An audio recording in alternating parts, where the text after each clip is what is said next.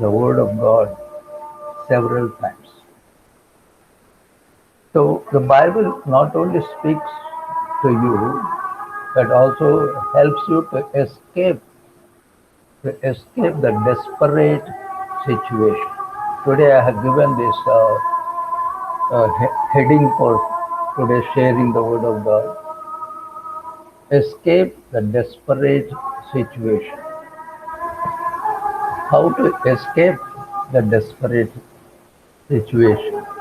Who will help us to escape from this desperate situation? Can we get the victory and success to conquer this desperate situation? Yes, those who are really meditating the Word of God, they will get the answer for this. The Word of God will show you a way how to escape from a desperate situation. Yes, many of us are in desperate situation, especially the whole world now. The whole world is in desperate condition, a desperate situation everywhere. Whole paper, morning newspaper, if you take, or if you look into your cell or your messages, to anywhere it's only Corona, Corona. People are really afraid of this one. Everybody locked themselves and sitting at home. No freedom. Situation is very bad.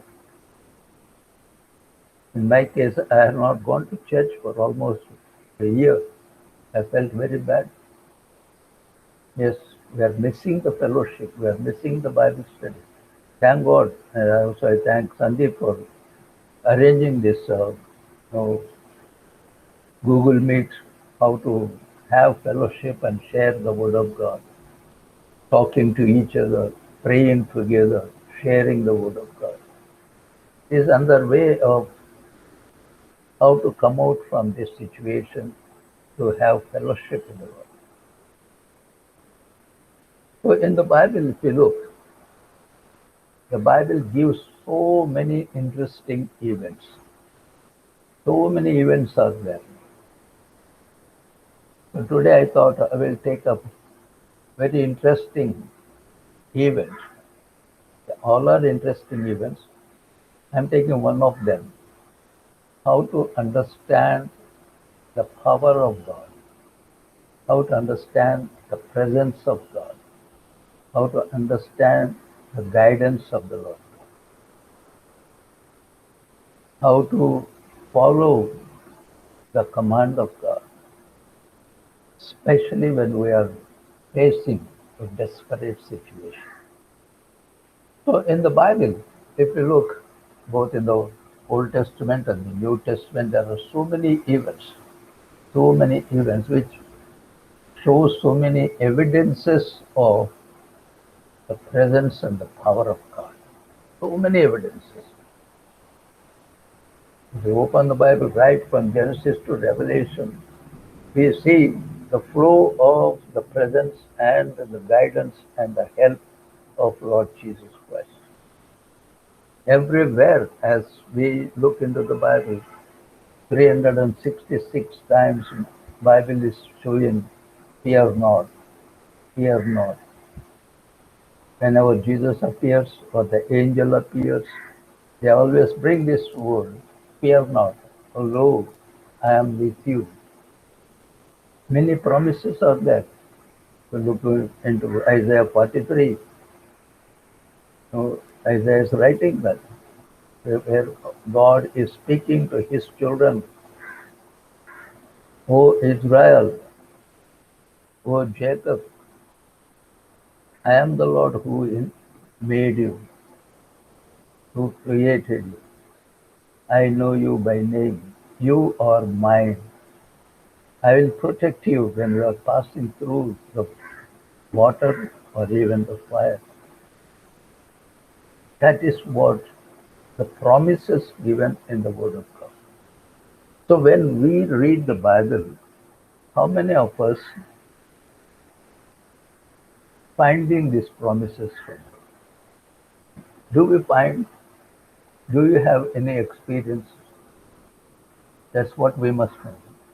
How many of us have this great assurance and say that, oh, I hear the voice of God. Fear not, I am with you. So how we can take this assurance? How we can really look to this word? That's why when we open the Bible, see that what is the message? What is the God's message for me today? Because many of us we read the Bible every day. Maybe some are routinely, some are forcibly, some are really with the fear of the Lord God, some for the knowledge, some they want to really meditate upon that. These are the different ways being the Bible being read by the people. That when we really search how in the Bible, in the several places, how God has shown many, many events when His children are passing through the problem. His children, please underline that, His children. Lord never forsake His children. Yes. Even if we are rejecting, still God is loving. We are in this period, what we call as a grace period. Though I don't pray to the Lord God, don't I still I am not obeying the Lord God, still the grace of God is still upon me. That is a great event. Even the tribulation period, those 7 years, still people are suffering, but still God loves those people who repent and come back to Him. He is making the situation or an opportunities, though He is judging, but still the judgment is to bring souls for Him. These are all the different even how God loves His people, His children, how giving His power, giving His presence allows them to escape from a desperate situation. So today I thought very well known event written in the Bible, which I have selected today for the meditation. It is Exodus 14th chapter.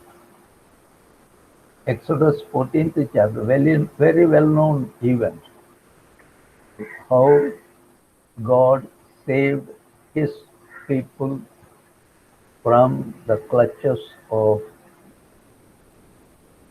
Pharaoh, his army, his chase, from his chariots, from his horses, from his wrath, and how miracle took place there, how God showed His presence there, how God showed His power there, how God could fight for His people, how God has given wisdom to Moses, what kind of things Moses was facing. So these are the many things we look into that 14th chapter. In all this situation, how God protected His children. That is the promise for me, is the promise for you all. God always protects His children, irrespective of the situation. Yet this is the truth. This is what every child of God should believe and take in our lives. My God is always present. My God always protects me,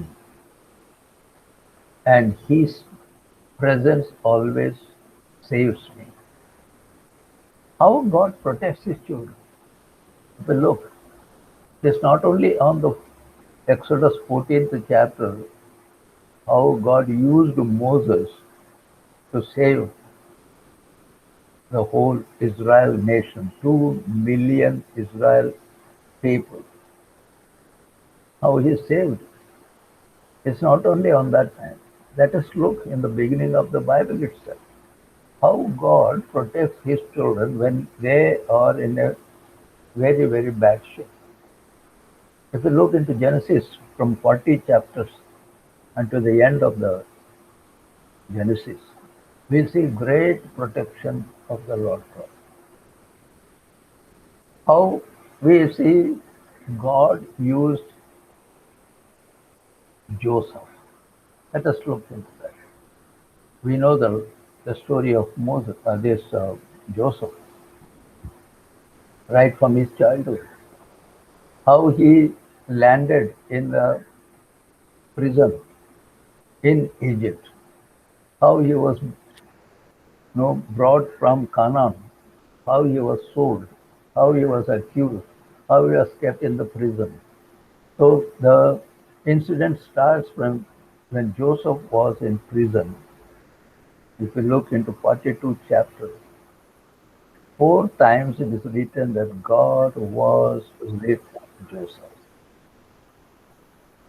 That is a great promise for me and for you. When Joseph was in the pit, God was with him.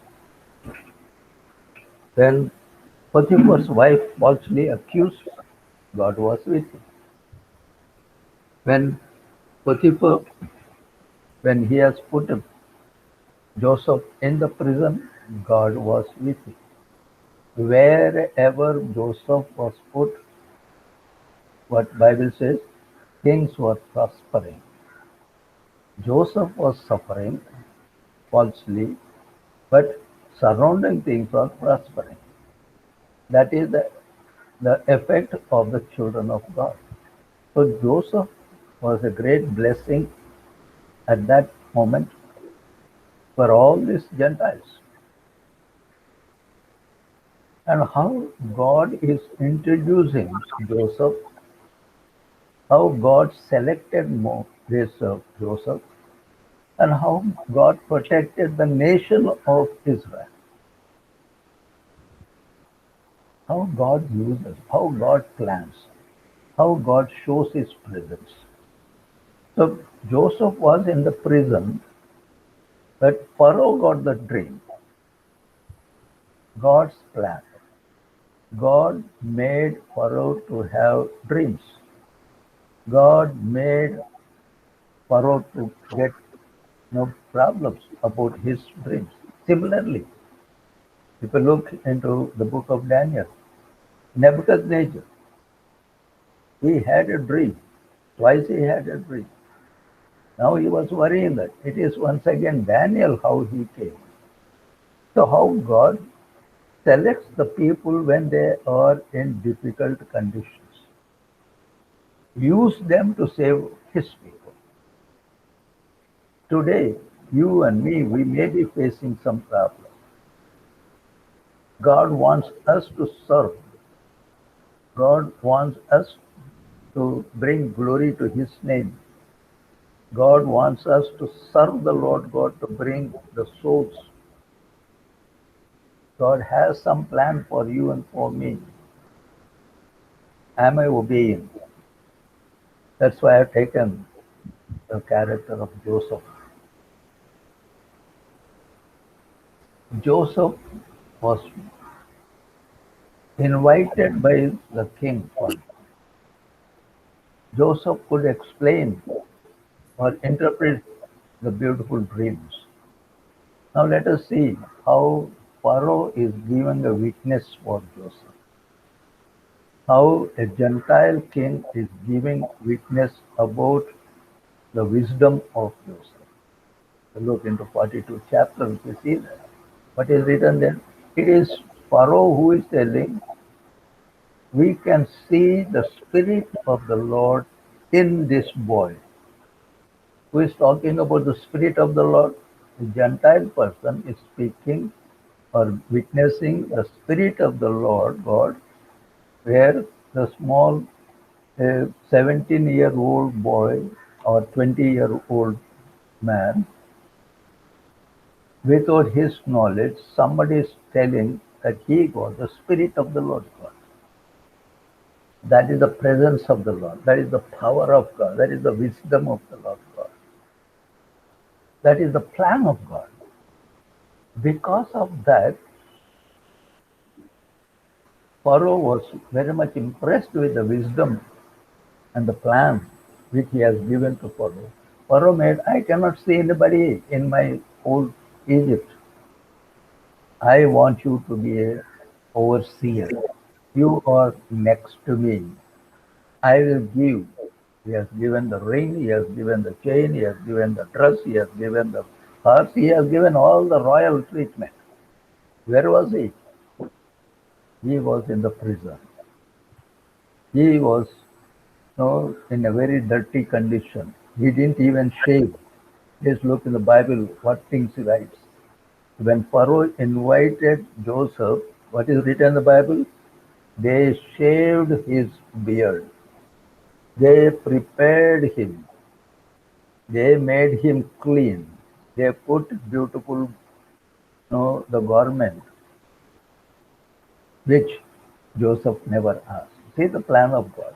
For you or me, if we obey the command of God, if we simply humble ourselves without our knowledge, Lord's presence, Lord's wisdom, Lord's power will make you to serve the Lord God. So all these things, God is not just blessing Joseph to be the ruler of Egypt. No, God has his own plan. Why? Let us see the invitation given by Pharaoh to Joseph, not for Joseph, but something else God planned. Joseph was not knowing, Pharaoh was not knowing. They are busy in their own business. Pharaoh was very happy now Joseph can take care of the whole Egypt. Joseph was not knowing. He said, okay, fine. That the purpose of God, the plan of God, to give a support, protection, and to escape from the famine of his children who are in Canaan. Please try to get Egypt. Joseph was in Egypt. The Israel, the 12 tribes of Jacob, they are in Canaan. See how the connection is, how God takes care of his children, how God plans to protect his children. Since the famine has come, 2 years they are suffering. They, were, they have been supported without knowing who is Joseph. So now a time has come for the rest of the 5 years. See the plan of God to protect the 70 people of the 12 tribes, using Joseph, commanding his brothers to bring father and all the 12 tribes, 11 tribes. One tribe is missing. See the protection and the presence of the Lord, the power of the Lord. 70 people with the permission of the Lord God, Jacob praying to the Lord God, Lord, can I go to Egypt, leaving your place, Canaan? God said, yes, go. This is my plan. I want to protect 70 people, my people, Israel people, not to suffer 5 years of terrible famine which is going to come. Who is planning? Who is protecting?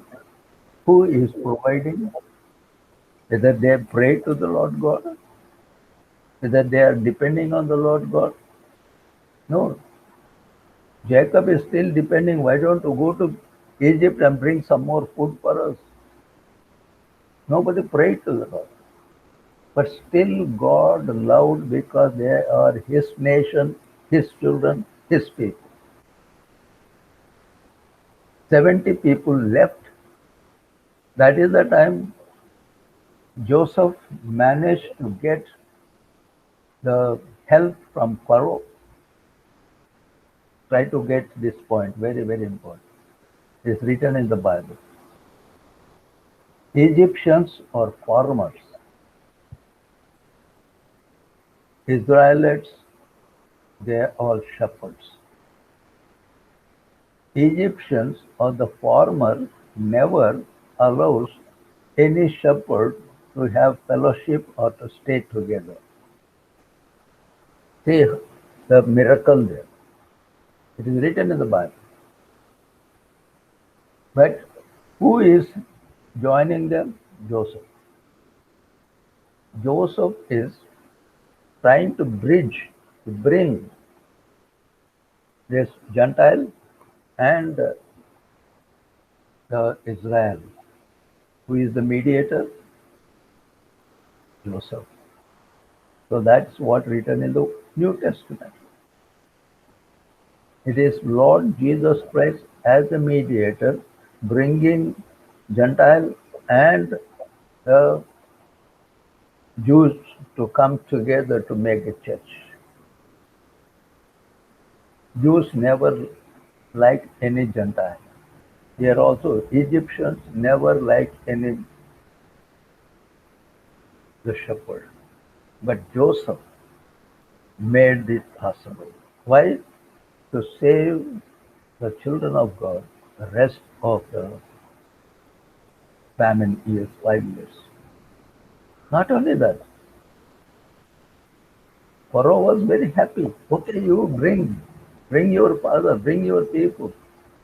So for Joseph was so intelligent, so intelligent. He selected a beautiful place called Goshen.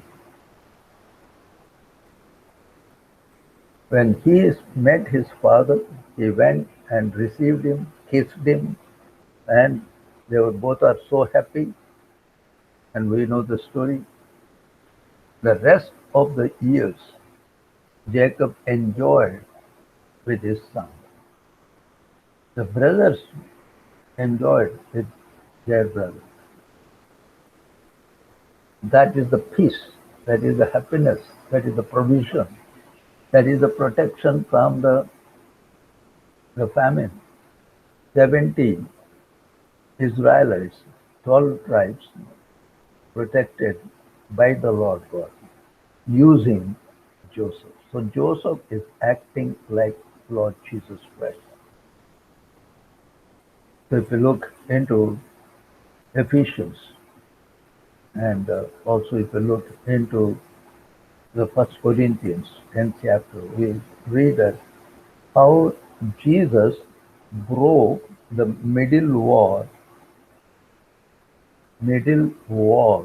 between the Gentiles and the Jews. That's what Paul is writing. Look, brethren, once you are away from us, but Jesus came and broke the wall which was separating you and us.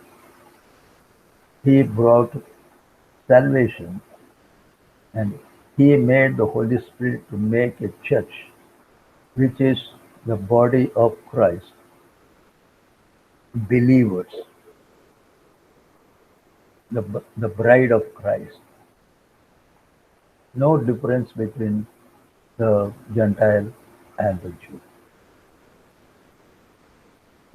That is all because of Lord Jesus Christ sending the Holy Spirit. Joseph, how God first time protected his people without their plan. How they escaped a desperate situation. So it started in the very first book of the Bible and goes right up to Revelation, where we can see from 4th chapter to the 18th chapter the tribulation period. And then how the millennium 20th chapter and 21st and 22nd chapter, the New Jerusalem, New Earth and New Heaven. Same thing. How God takes care of his children. So we see that the end of the book of Genesis, so many years have passed after the death of Jacob, Joseph, and the brothers, and many generations have come. The population of Israel increased, but they did a mistake of going back to Canaan. Because everything is available there, they got attracted to this Goshen, settled there. That is a caution for us. Be careful. God has kept us in this world temporarily. One day we have to leave this world. We have to go. Nobody can stay permanently in this world. That is what the lesson there. These Israelites, they didn't realize that they should go back to the promised land. So unfortunately, the 50th chapter of Genesis ends. Many times I might have told you that. How the book ends? The book ends with a coffin, a box containing the dead body.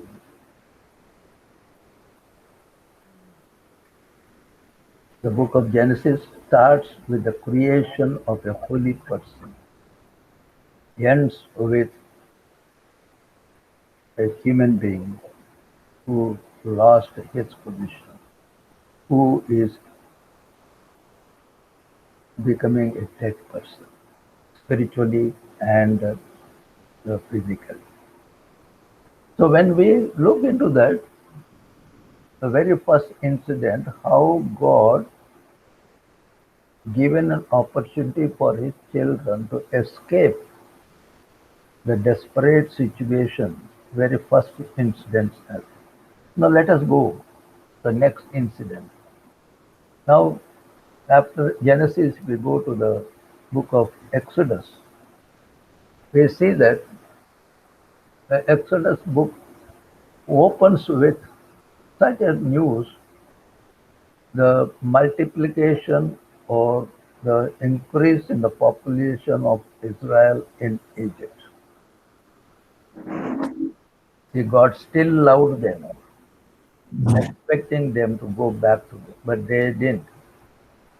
So because of now God is bringing judgment on them because of their disobedience. So the Exodus first chapter shows that now a Pharaoh who has come to rule the Egypt after so many years, they, that is the time they forgot who is Joseph. They forgot the people who came from the promised land. It is totally so many years have passed. They have forgotten everything about the past. The Bible says Israel was staying in Egypt for 430 years. So as we look, the age of a man reduced to 120 at the time of Noah. So we can calculate about 4 generations have passed, 430 years. So who will remember Joseph? So they here the new Pharaoh who has come after a long time. The Exodus book starts with that. He is commanding to count the people of Israel. And he found they are innumerable. There are almost 2 million people. Till now, Pharaoh did not like it. Pharaoh, he is now entirely different man. He is like a Satan now. As we look into the Bible, Egypt is reminding or telling as the world. The ruler of this world is Saturn. So here Egypt is ruled by Pharaoh. because the children of God, they did not obey the word of God. They did not go back to the promised land. Now, Pharaoh, after counting the people, he is doubting that these strangers, the number is so much. One day they may act against us, or if any enemy comes, they may join them. They may make a war against us. So the best thing is make those people slaves. Slavery started from that time on.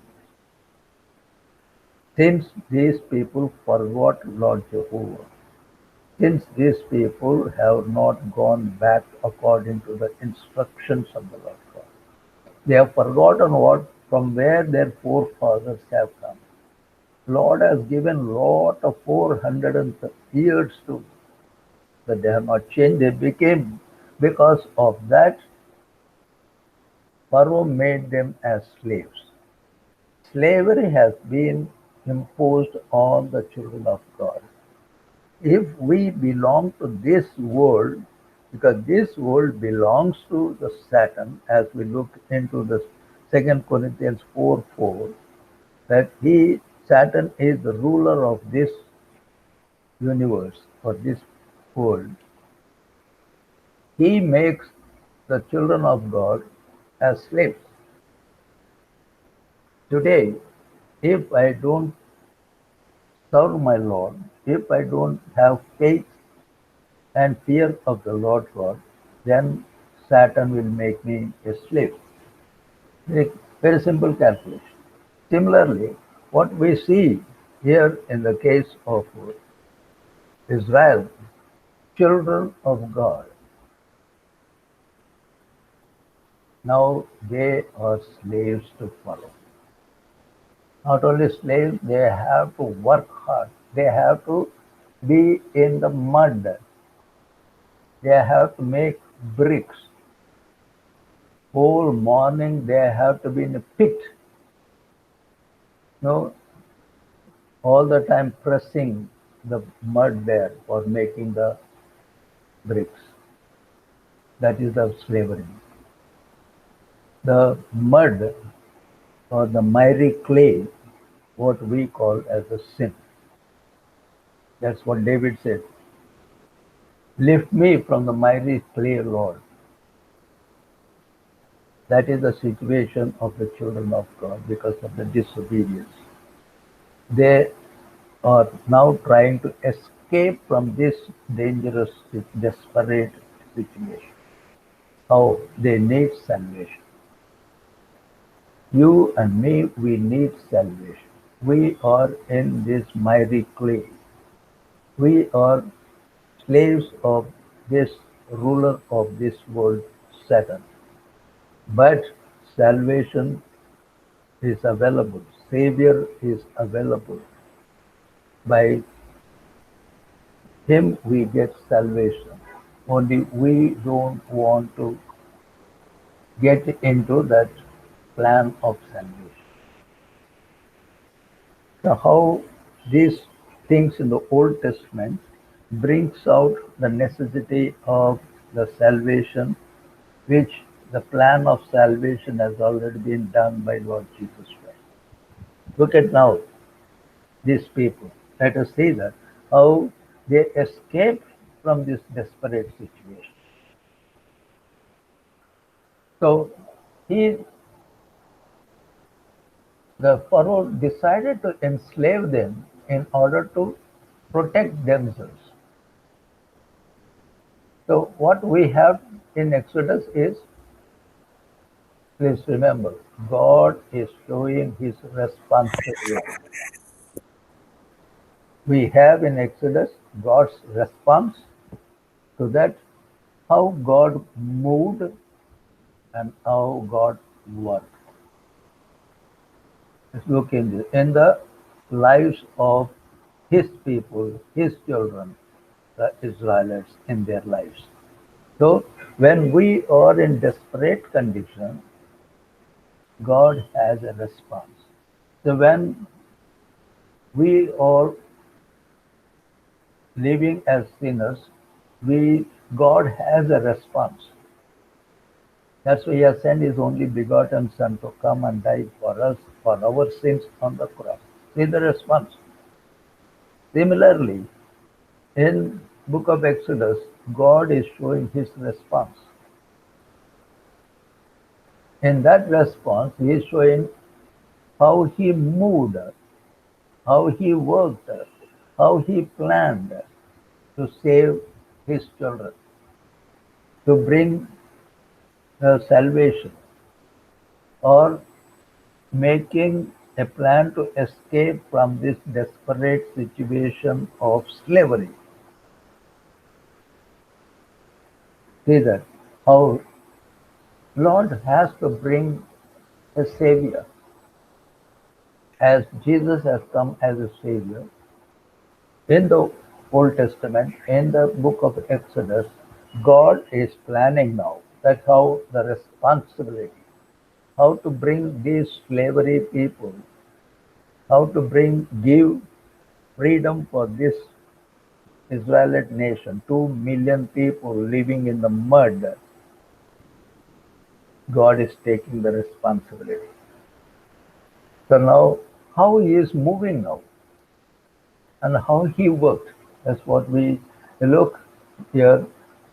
So many, when we read here the book of Exodus, how God moved, how God worked, how God has taken the responsibility, how He did it, how He made His nation, His people, His Israelites to come out from His desperate situation, how He reached them to the promised land. When we read all these stories, story in the sense the history took place.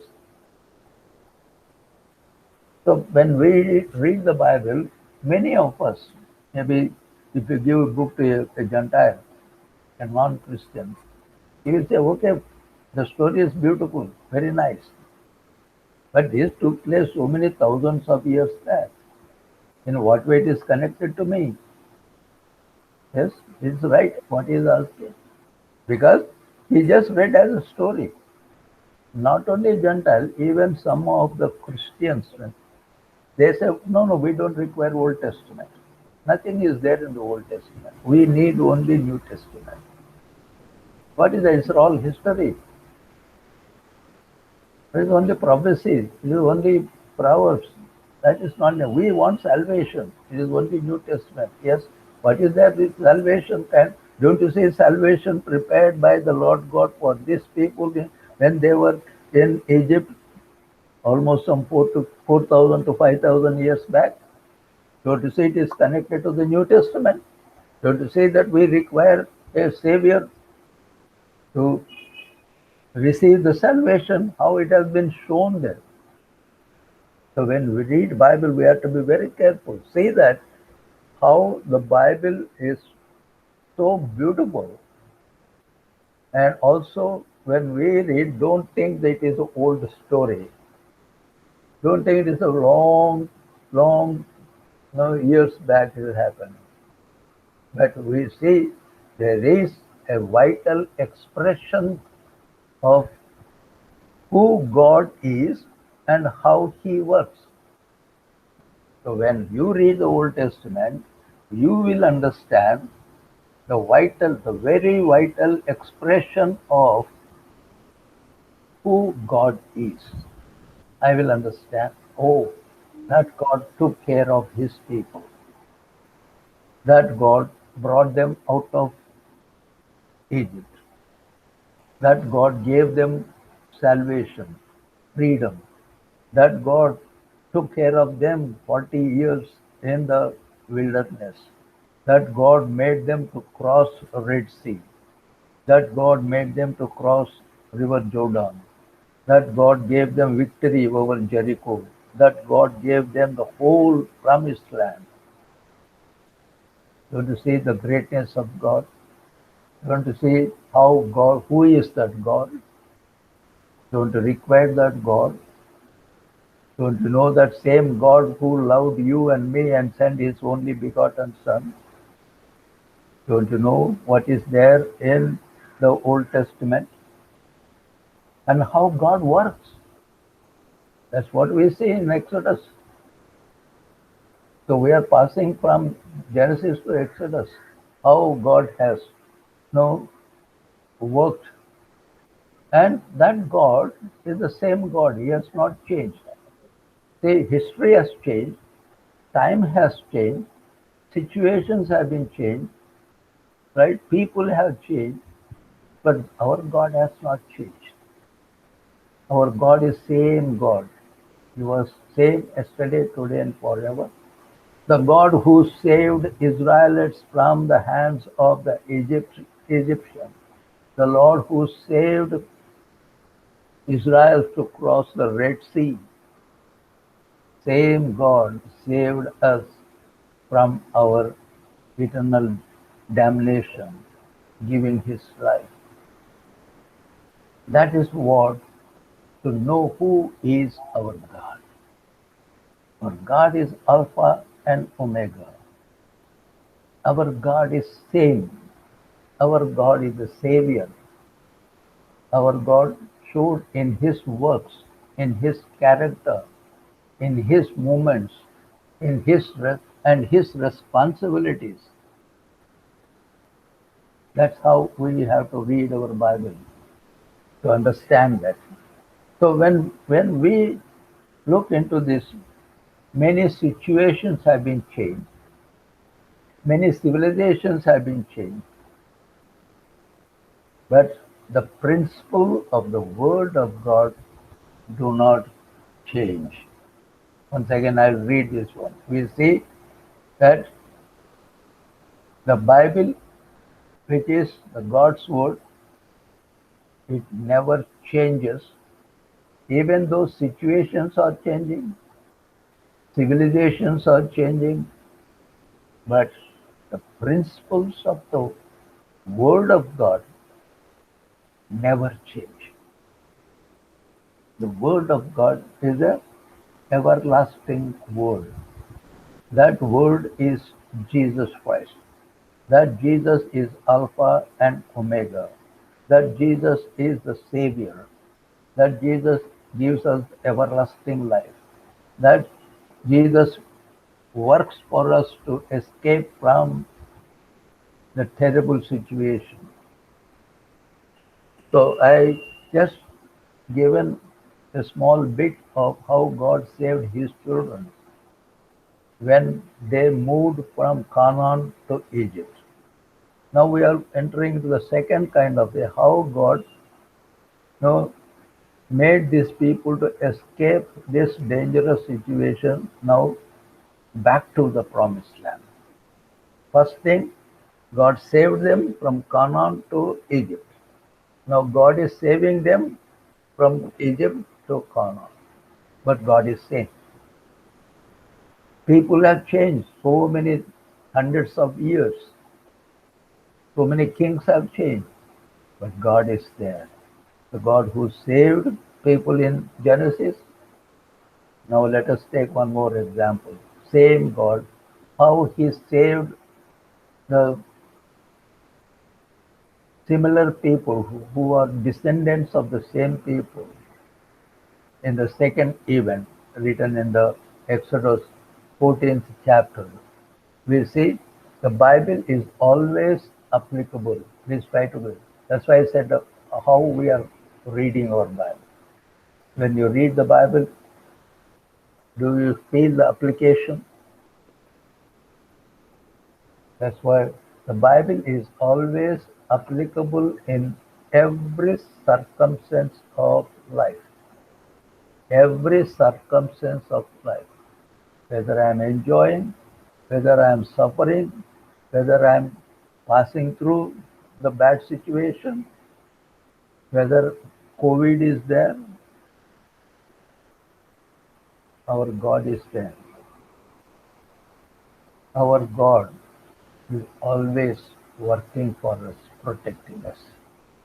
So let us see that how The next incident, how God protected, how God worked, how God made people to escape from this desperate situation. The second event I'm just taking. Let us look very carefully here. So another incident is about Moses. See the plan of God. We have already seen the plan, how God brought Joseph. Where was he? What was he? A shepherd boy, a Jewish boy, who is the 11th son of Jacob,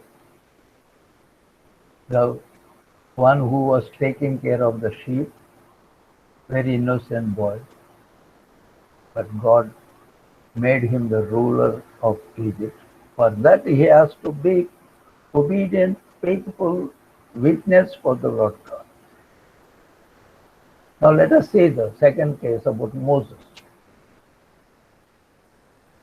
See how God has kept characters in the Bible. So when we read this is how, don't just read Moses. When you are reading Moses, you think about Abraham, think about Isaac, Jacob, Joseph. They're all in the first book. Don't forget that. Don't think only Moses now. See the connection there. See the work of God. See the plan of God. See the power of God. See the omniscience, omnipotent, our Lord God. That is what reading of the Bible. That's what we see now. Let us take the Lord has given many principles when we look into this character of Moses and how Moses was used by the Lord God, selected by the Lord God. We know the whole story of that. We know in the birth of Moses itself is a miracle. The situation of the birth of Moses itself is a great miracle. The plan of God, once again you see that.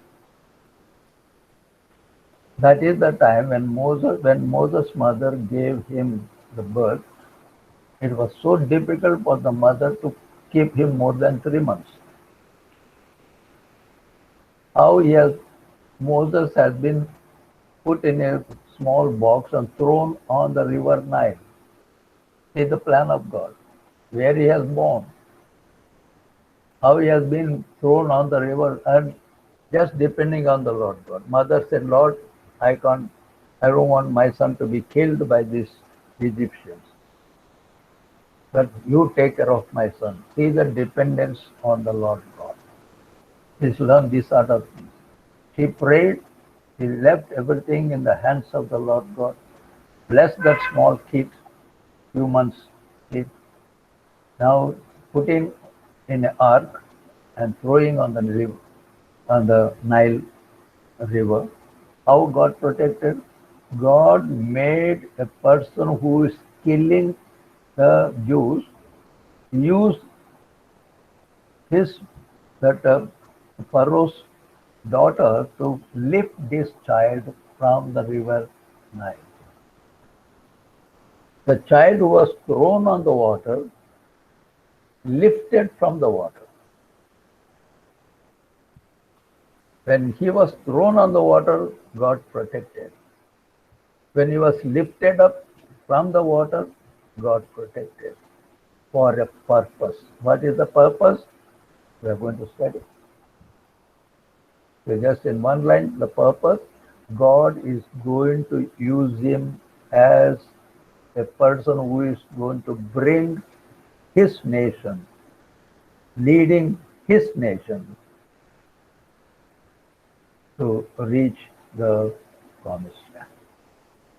So much of the history is still there when Moses was lifted up from the water. When Joseph was thrown in the pit, God already made all the plan that he is going to be lifted up from pit to the palace. Moses was lifted up from the water in order to bring salvation for 2 million people and doing many miracles during their journey 40 years in the wilderness. How God is going to use him, the future is already kept for you and me. God has kept certain plans. Don't run away from the responsibility. Don't just enjoy this world. Don't keep yourself busy in enjoying the world. Yes, God has given. Don't forget you have a responsibility. One day we have to give account to the Lord God. That's what we look into this, the life of Moses. Are we waiting for this one? Do you feel the responsibility? Do you know that Lord has given responsibility? Do you know that you have to obey the command of the Lord God? That's why Lord has given these characters. That's why we have to read Old Testament, which is a blueprint or a shadow of the New Testament. Learn many, many things. Learn about the work of God. Learn about the power of God. Learn about the responsibility of Lord God. Learn about your responsibility. Learn about your obedience. Learn about your humbleness. Learn about your obeying the command of God, doing what God commanded. That's why I took this character of Moses. We have to learn. So when Moses, as we said, his birth, later on what happened? Stage of God's guidance. God's guidance very difficult to understand sometimes. God has his own plan. God has his own time for this. Moses was given 40 years in the palace of Pharaoh. The education has been given according to the Egyptian custom, the language, the way of living. He never allowed him to go to mother or worshipping Lord Jehovah. Though he knows that he is a Jew, he knows that he is an Israelite. But 40 years, Lord made him how a warrior should be, how a person should live in a palace, how a person shows his wisdom to construct the cities. Ramses, the very first city which Moses constructed for Pharaoh, that is the place where the Israelites left to Canaan, Ramses. Please look. That's why very very, very interesting to read the Bible. Not for historical sake. Look from where you are starting your journey towards the promised land. The one which was made by Moses in the world, that is in Egypt, you have to leave that through Lord Jesus Christ in order to reach the promised land. So you have to pass through this wilderness. Let us look very carefully here. So God is trying to teach us. God is trying to tell us, where are you? Are you understanding the plan of God? Understand the life of Moses. We see that how Moses, 40 years, though he was growing as a great warrior in the palace, great ruler next to Pharaoh, every power in his hand, making the cities, but inside, Lord has kept him the responsibility. Though he is enjoying in the palace, we see Moses is concerned about the children of God. He is still planning how to bring salvation to his nation. Outside is the Egyptian, inside is Israel. Many of us, as long as we are in this world, we are these worldly people. But inside, we are all spiritual people, belong to the Lord Jesus Christ. What a lesson. That's how a Christian should. He never enjoyed, he never bothered about the worldly pleasures. All the time he's thinking. We know that what he did. He wants to save the Israelites. Once he saw an Israelite fighting with an Egyptian, what he did? He killed that Egyptian. Why? Actually, he should kill the Egyptian, this Israel, because he is almost Egyptian. No, inside he wants to bring salvation to these children of God. But his plan is not correct one. It is human plan, not God's plan. God's plan is still waiting. That's a lesson we have to learn. Many times we think we are doing God's work, but using our way of doing things. Many people, they think that I am doing God's work, I am preaching the word of God, but their preaching is not going according to the plan of God. They are not speaking the truth of the word of God. They are just doing because for the salary, to please people, to please higher authorities. They are just becoming slaves for that. And look at Moses. Inside is burning for his people. He has committed that even, he has gone to the extent of even killing an Egypt. That's what we see that. That made him see the plan of God. 40 years he grew up as a prince in the palace with all the wisdom, with all the education, with all the power, with all the luxury. God made him to run away from that luxury. Where he ran, he has gone to wilderness. He has gone, he ran to a mountainous place. He left Egypt as a single person without anything. He just traveled only with one stick, that's all. God's plan is changing now. Now he is reaching a place called Midian,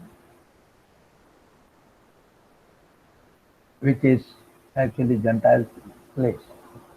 He left one Gentile place, coming to the other Gentile place. There he is spending 40 years. On the 40th year, according to the plan of God, time has come for Moses now to obey the command of God. First 40 years, he obeyed Pharaoh. Next 40 years, he obeyed his father-in-law Jethro. First 40 years, he obeyed Pharaoh to be a soldier, to be a warrior. Next 40 years, he obeyed Jethro to be a shepherd. He got the training as a warrior, he got a training as a shepherd. So with this two training, how God has given this training, 80 years, two different kinds of experiences, two educational certificates. God said, now I want to use you. As warrior, I made you shepherd. In these 40 years, I made you to understand what is the meaning of shepherd. Initially, you have taken care of the Egyptians, as a warrior. I don't want you to be a warrior. I will make you a shepherd, humbling yourself, loving the sheep, taking care of the sheep. 40 years he was a very good shepherd. So with these two experiences, now God is appearing to Moses. We saw the time has come now going to the third step. He has crossed two steps. God's plan. That's why I said God has a plan for every person. God is trying to put you in that line, giving different kinds of experiences, not for us, but for His purpose. That's why He made him to become a good shepherd, because 40 years he understood what kind of sheep, how he has to take care of. Now Lord said, it is enough now. Now your sheep are in Egypt.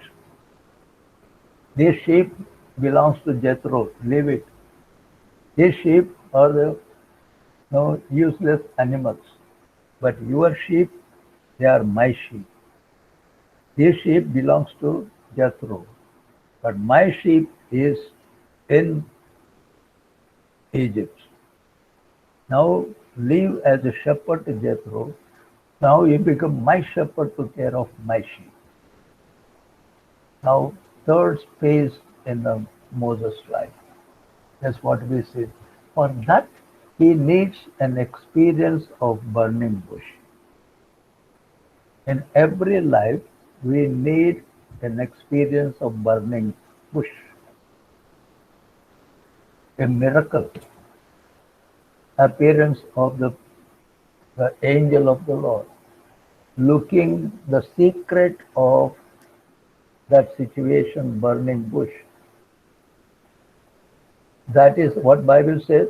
That evening, when he was taking care of the sheep, as he was moving, he saw a bush is burning.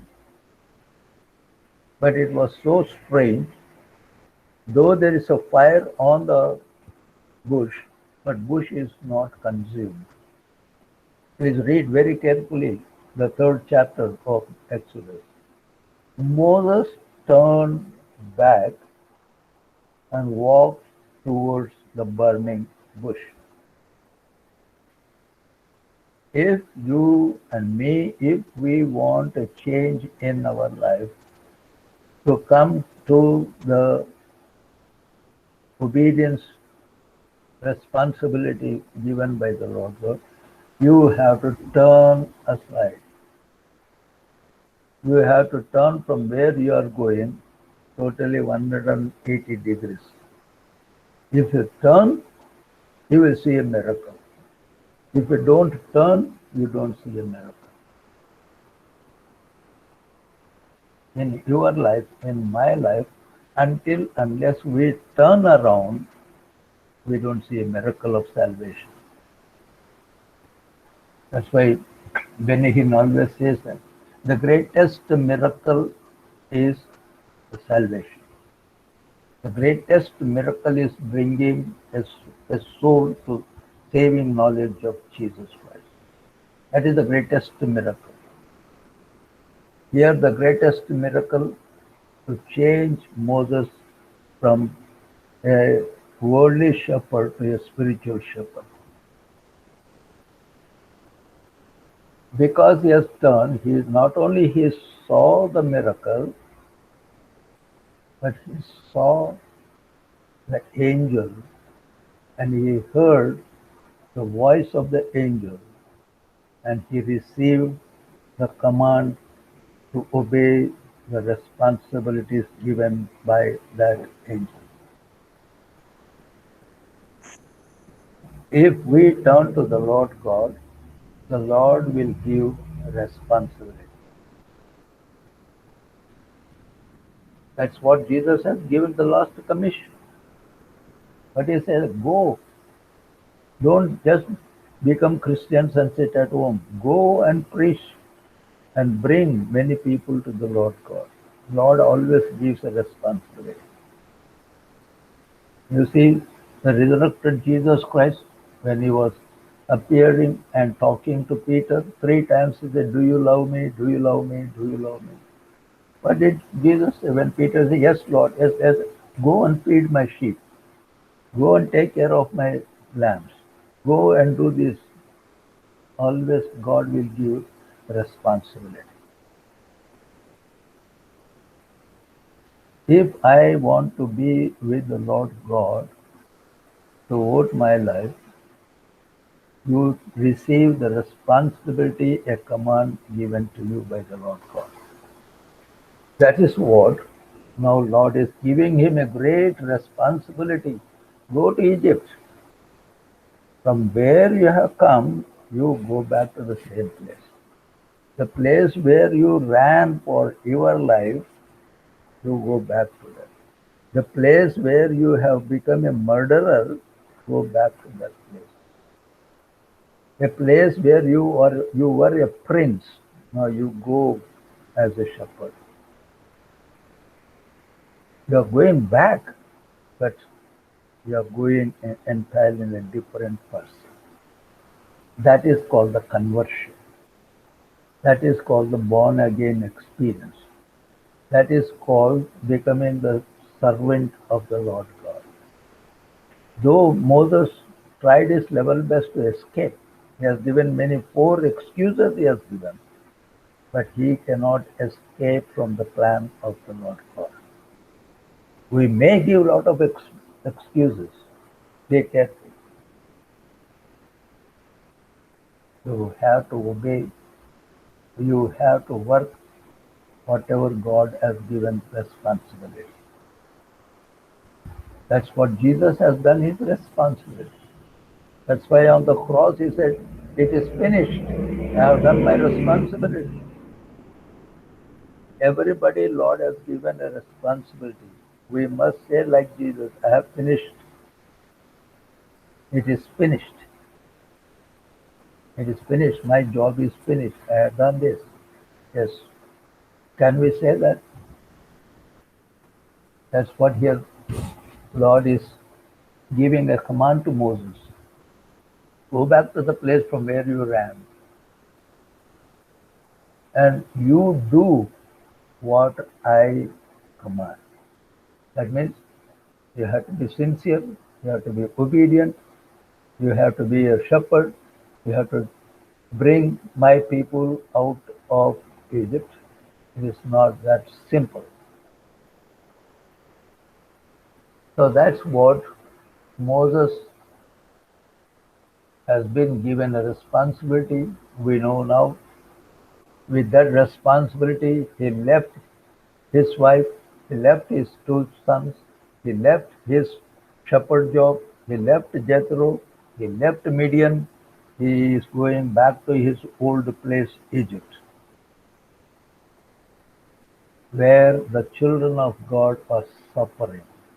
Now God is making a plan for the redemption of his people, bringing now a redeemer, preparing him in Midian and bringing him to the place where he left in order to save the slaves who are living in Egypt, who belongs to the nation, who are the children of God. How God takes care of, how God is preparing a salvation. After 400 years of slavery, God prepared Moses after so many years. Now a time has come for the salvation of the people who are living in the mud, in the miry clay. The salvation has been prepared. Jesus has prepared salvation for us. He died on the cross. He is our Savior. He has made a plan for us to walk in the wilderness to reach the promised land. as the plan has been given to Moses. So how God used Moses? That's what he said. He is telling Moses, go back to Egypt. Here my people are suffering. That is what has shown you the miracle of the burning bush. Let's try to understand this. Understand this vision, the burning bush vision. Why it is a miracle. What is the command he got it? What is the understanding he got? How an angel is inside the fire. How the fire is not consuming the bush. The bush is having thorns.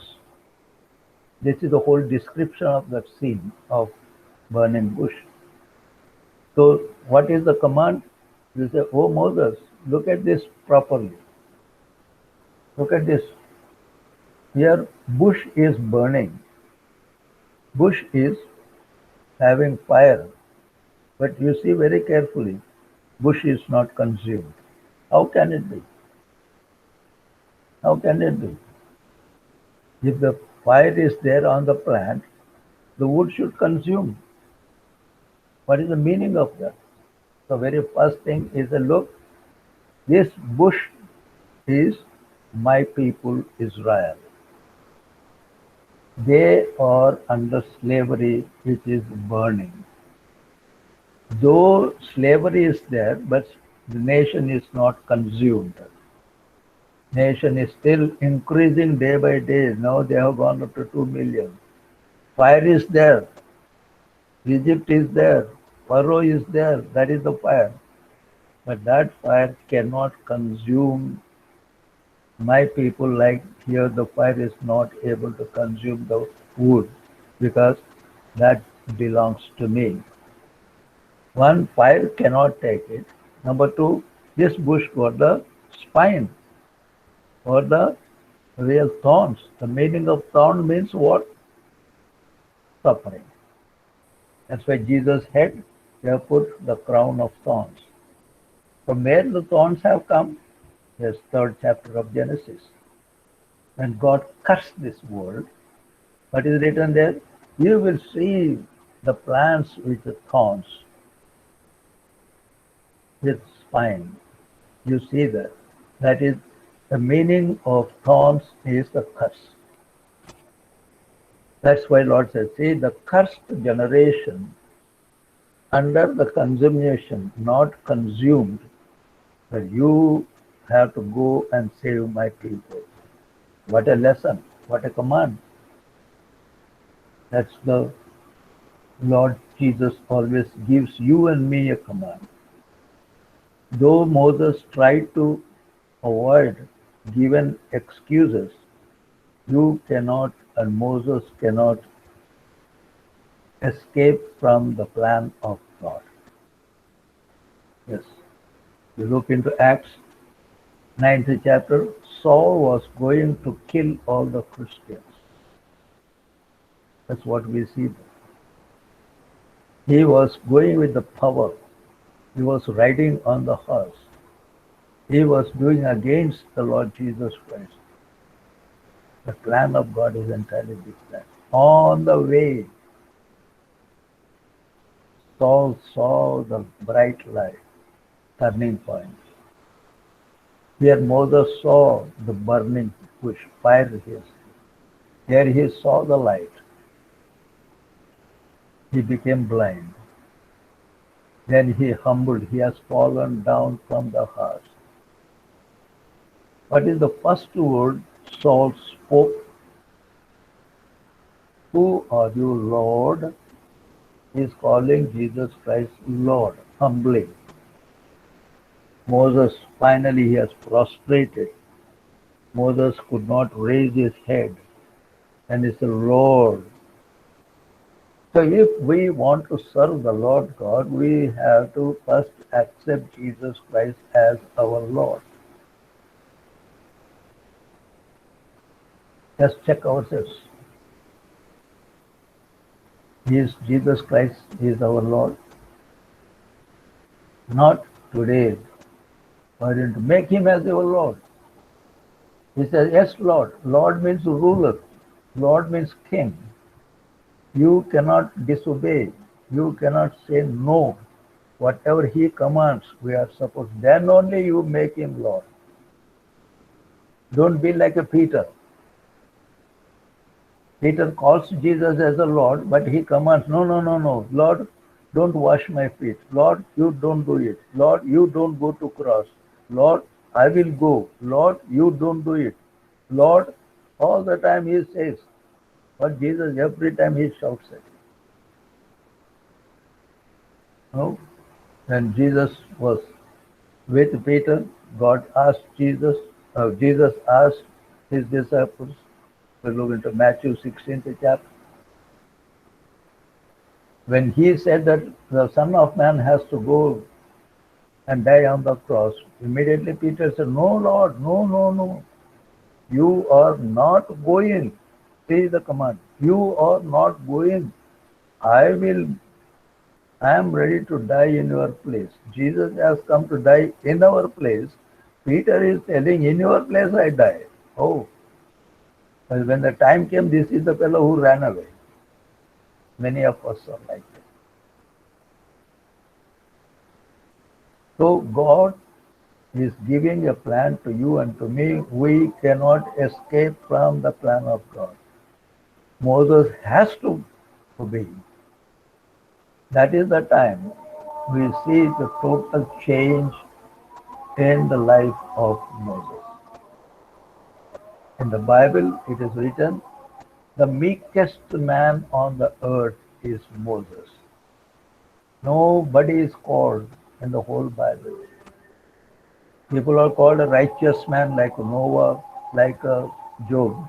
But no other fellow is called, he is the meekest man. Only Jesus is called the meekest. What a blessing.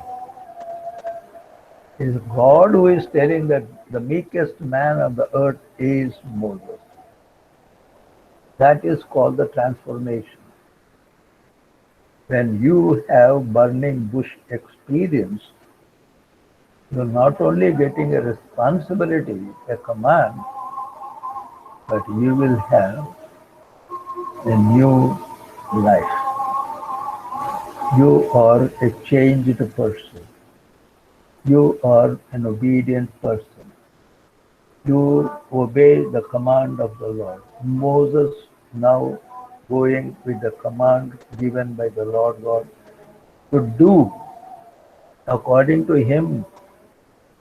So what a responsibility to bring in the slavery people who are in Egypt for 400 years, that God is telling you take 2 million people out of Egypt under the rulership of Pharaoh. He knows what is Pharaoh because that's why God has given him 40 years. He knows what is Pharaoh. He knows what kind of Egyptians. He knows their character. He knows their power. See, Lord is sending him to the same place. He is not sending a person without knowing what is the situation. So what Jesus said, if you look into 24th chapter of Matthew, I will send you among the wolves. People will accuse you. People will beat you. People will kill you. Go and preach. Moses is a goal. You know from where you have come. You know them. You know their character. You know their heart. You know their principle. But you have to go to the same place. Go and preach. That's what God, the resurrected Jesus told Peter. Oh, Peter, a time will come when you are very young. You used to go wherever you want. But now the time will come. The people will drag you where you don't want to go. Look at Moses. He knows what is Egypt. He knows who is Pharaoh. Because he is as good as Pharaoh. He knows the character. But God said, no, you have to go there. What a challenge. So when God gives a commission, God gives with such that kind of situation. But when He gives a responsibility, He is not just sending Moses simply like that. But He said, I will be with you. I will do miracles. I will make everything. I will harden the heart of Pharaoh. And I will bring plagues there. And on the 10th plague, I will bring out my people out of bondage, out of Egypt. I am doing everything. Only you have to execute my work. You are not doing. You are only my slave. I will be doing everything through you. That is the secret for you and for me. Many times, oh, it is impossible for me. Yes, in our Bible study, if I ask somebody, please pray, so in our so there in our church by Monday Bible study, we used to say that. Then I said, no, you have to pray. You have to pray. Come on, Vivek, pray. Come on, Sandeep, pray. Come on, Joypal, please pray. You pray. A day will come here, you have to break. You have to come out. Yes, now same people, now they are very good in prayer. Yes, you have to make people to know that it is not you who is praying, it is the Holy Spirit. Lord Jesus Christ is speaking how to pray. You do. It is not your power, it is my power. See, he made it very clear. Only you execute. I will do everything for you. But you are going to bring my people out. I will see initially Pharaoh is very stubborn, but the day will come. He himself will say, go. I will make him. Why Lord said that? He said, I want to show who I am. I want to prove my power. I know when you go, if you go to Exodus 5th chapter, when Moses goes to and stand before Pharaoh and ask him, Lord is telling that you have to leave these people so that we can go and worship the Lord God. But Pharaoh said, who is that Jehovah that I should obey? Who is that Jehovah? Yes, we will see that same fellow who said, who is that Jehovah? What he is going to tell. We are going to look into that. That is exactly, if you look into the life of King David, you see, when he wants the food, we know the husband of Abigail.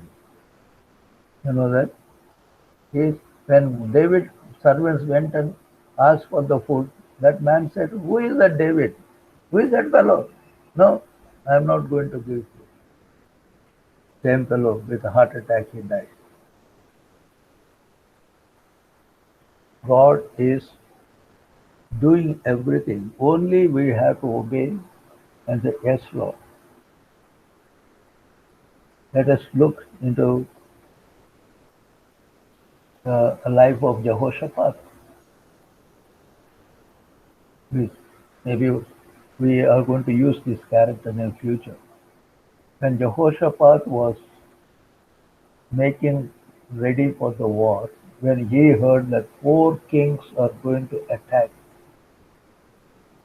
okay, Second Chronicles 20th chapter, if you look at. What he did, he didn't prepare for the war. He went to the Lord God. He called people, you come on, let us pray, let us fast, let us pray to the Lord God. Let us first worship the Lord God. Then the prophet comes and said, okay, Lord has heard your prayer. The Lord is going to fight for you. The war belongs to the Lord God. Only you take position. Please remember, we are going to use this the next, in the 14th chapter of 14th verse.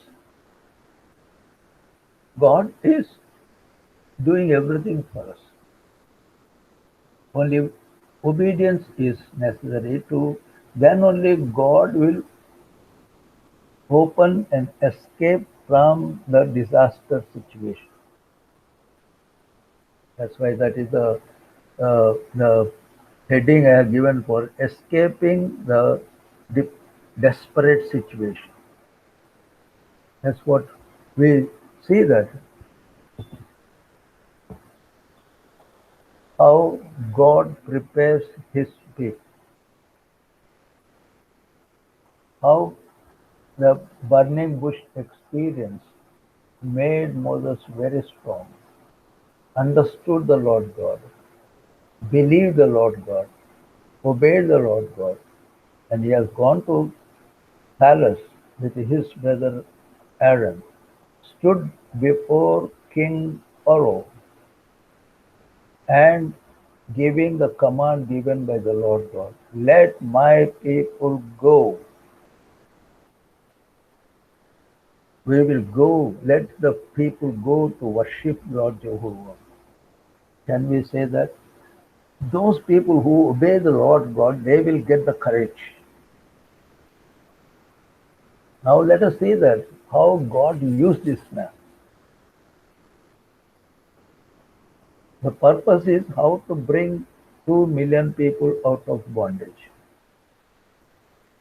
In order to fulfill this command, lot of things have been done.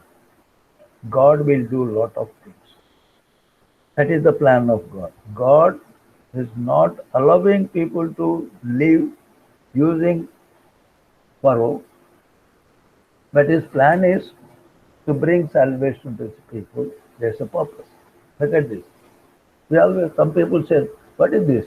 Why God is hardening the heart of Pharaoh? Why is he didn't allow Pharaoh to send people in the very first? No. Pharaoh and Egyptians should know who is Lord Jehovah. How powerful is Lord Jehovah? What he can do. I will make people to beg you to live. Then only people will know who is Lord Jehovah. This is my plan. We saw how Moses has been given powers to do nine plagues. That's what we see there. He has brought 9 plagues. The whole Egypt is totally in problem. But still, how Pharaoh did not allow. There is a purpose. Now the last plague has come. This is now Lord is telling to Moses, look, this is the last plague. With this he will allow my people to live. For that you have to prepare something. You have the responsibilities and my people have the responsibility to do this. This is my last plague. The last plague is attached to the first Passover given in the Bible. This is the first Passover. God is bringing the new calendar to Israelites. A new year, a new month, and a new day is fixed for the Passover. New Hebrew calendar has been introduced here. First year, first month, 14th day, Passover has taken place. In the Passover, we know that what happened. I don't want to say that many times we discuss about Passover. we see that Lord has given a command that you kill a lamb, put the blood on the doorposts of all the people of Israel. In the middle of the night, the angel of the death will pass through. Wherever there is the blood of the lamb on the doorpost, the angel of death cannot enter there because the blood of lamb never allows the death to come.